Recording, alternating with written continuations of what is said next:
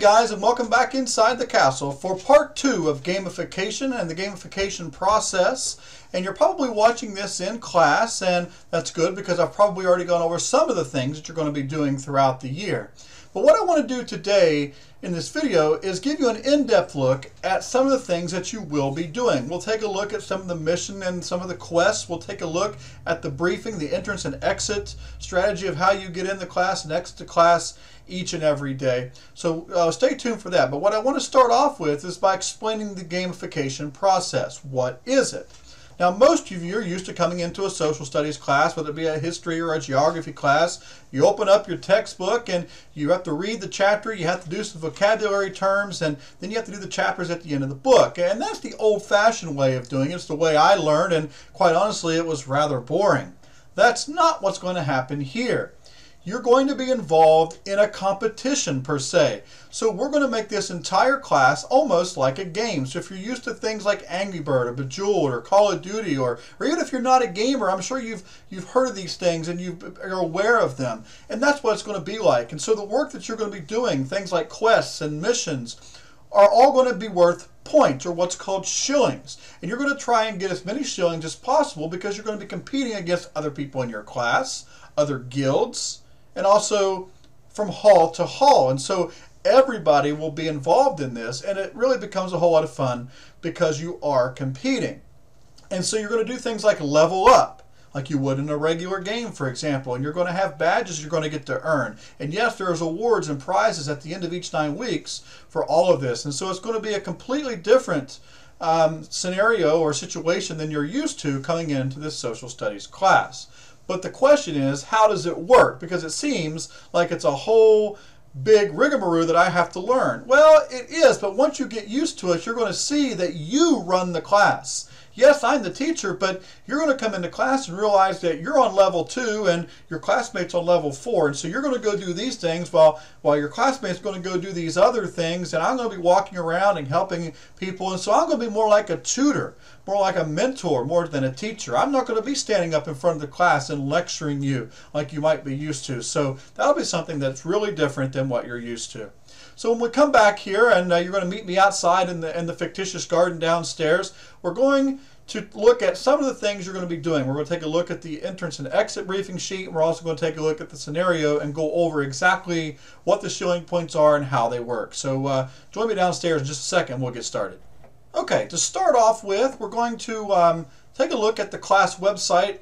You're already very familiar with this. We've already gone over this. You should have already done this for one of your training mission lessons. But what I want to show you first here is the actual mission briefing sheet. What you're going to be doing each and every single day when you come to class. So when you come into class, on the front table, you are going to find the mission entrance exit briefing sheet. It looks like what you see on the screen now. And at the beginning of class, for the first 5 minutes, before I disperse you and let you go do what you need to do for your quests and your missions, there's going to be something that you actually have to do. Whether it be answer a question that I have up on the board, or maybe talk about what you did last night at home for the class, or how many points do you have. It doesn't really matter what it is, but whatever the answer is that you're going to have to come up with goes here where it says daily briefing. That's what is going to be there every single day. Whatever the question of the day is or whatever, that goes first. Now, the second thing you'll see, it says how many quests for this scenario have you mastered thus far. So you're going to take a look at whatever scenario that we are on, and you're going to put how many levels there are, okay, or how many quests there are, and then you're going to put down how many you have completed or mastered, okay, and then what level you currently are on in the scenario. So that gives me an idea of where you're at.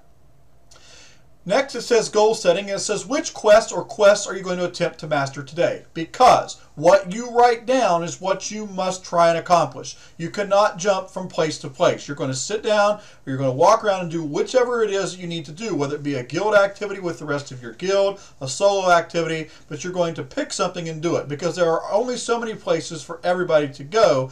And so, for example, if you're doing the vocabulary treasure chest, there are only 5 or 6 actual gold nuggets that you can actually have to be doing your actual vocabulary. So not all 20 of you can be doing it at the same time. So you have to kind of figure out what you're going to be doing, first come, first serve basis, things like that. So that's what the goal setting is. What are you going to try and get accomplished for that day inside of class? And then towards the end of the class, you're going to start your reflection on a scale of 0 to 10. How much effort did you put into today's class? And then briefly describe 1 to 2 sentences. What did you achieve? All right, what did you learn? Give me something that you learned for today. That must be back into your exit folder before you leave class. I have to see that you finished it, or you will not be leaving class until you get that entire thing finished and turned in. That is part of this process every single day. And so this is what is known as the mission, entrance, and exit briefing. Now we're going to go ahead and look at a training mission, or what these are the scenarios. So this one is the one that you're in the process of doing right now, but I'm using it to show it as an example for when we actually get into the true game scenarios. So the overall idea, the whole single big sheet is known as what we call a scenario. Okay, and a scenario is multiple levels. These are all the levels, as you can see, that you have to get. Now, the training mission, there are only 3. But when we get into the regular ones, you're going to have 9, 10, 11, up to 12 or 13 levels per scenario. Okay, and so this one's called Scenario 1 Training Missions. And you can see, to be level 1, all right, to pass level 1, you have to have a minimum, that says XP, it should say SP, all right, to advance of 25. So, it says, here's the mission. Become accustomed to the technology and how the class is set up and formatted, understanding gamification and mastery. Now, on day 1, all right, we're going to be creating your hall name.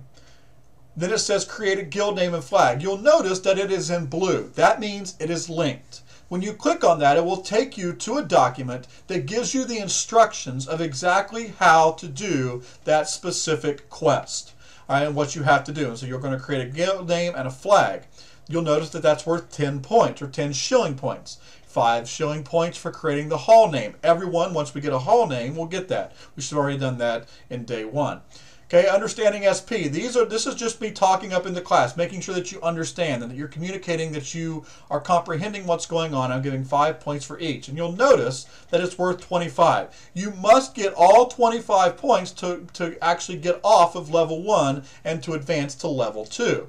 Once you do that, then you can look at the level 2 stuff. Okay, so you'll notice that over here it says there's an instructional video. There are going to be instructional videos, multiple ones. That's how we are doing things. That's the Nomia lessons that we talked about. And you can see that they are linked. And so it will take you to the class website where you can find each one of these. You must finish the video, do the corresponding questions like we've talked about before, and you can see the showing points here. Here's one, create an avatar. It's worth 25 points. It is solo. That means you by yourself are doing that. Okay, and once you'll notice that you only need 75 points, but there are a total of 85 points. So maybe you missed a couple questions on the Nomia. You can still advance, but you just didn't get all of the points.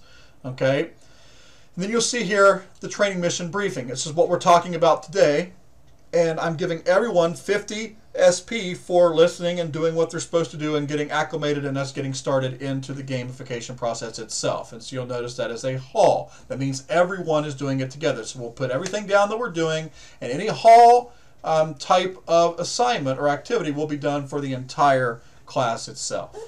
There are also bonus levels. As you can see, there are none for the training mission, but there are things, let's say that you get way ahead and you're done way before the due date. Okay, and you've got all the points and you've leveled up as high as you can go do the bonus levels. It might be you building some type of model or creating or doing a video for me or whatever. It could be a multitude of things that I might have on there that you can choose from that are additions to the gesture of the day and the hashtag of the day. So like I said, there are going to be multiple ways that you can gain points for yourself, for your guild, and for your hall.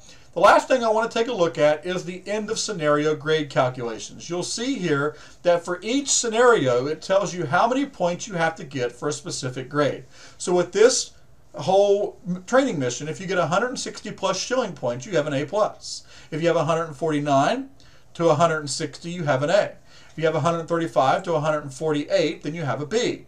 If you have 120 to 134, you have a C, and so forth and so on. So you can understand, and that will be there for you every single time to know exactly what you get for the scenario. Now, when I'm putting grades onto live grades, I will put each individual score onto live grades as one specific grade. So you're going to have hundreds of grades, and it's going to look really weird, and your parents will be like, wow, you're doing a lot of work. But in reality, you're going to understand that all this work is done in class, and it's really not a lot of homework. The only homework you're going to be doing, of course, are the lectures and videos that you're going to be watching from me. All right, so that's where the score is. Now, my suggestion is to print off these at home. Bring them in. And that way you can say, hey, Mr. Sponseller, I just leveled up. Or I just turned this in. Can you level me up? And then I'll say, yes, you've leveled up. I'll put the score over there in where it says score, and you'll know exactly what your score was for that SP available. And you can kind of keep track yourself, because you will have to turn in these scenario sheets, all right, at the end of each due time. So there will be a due time. Yes, you can work ahead, but you also have to meet the requirements by a certain time, because when we go to scenario 2, we all start the scenarios at the same time. Okay? Well, that'll about wrap up everything that I have for this specific video. This will also complete the training missions, because now we're going to actually get started into the game. So if you have any questions at all, now's the time to ask Mr. Sponseller before we get the gamification process started and I set you out on your way. I hope you've enjoyed the training missions. I hope you learned a lot about these tutorials and understand the classroom. And most of all, I really hope that you compete and have a lot of fun. You're going to be surprised how much you learn about American history during this school year. Good luck, have fun, and as always, if I involve you, you will always learn. From the castle, good night.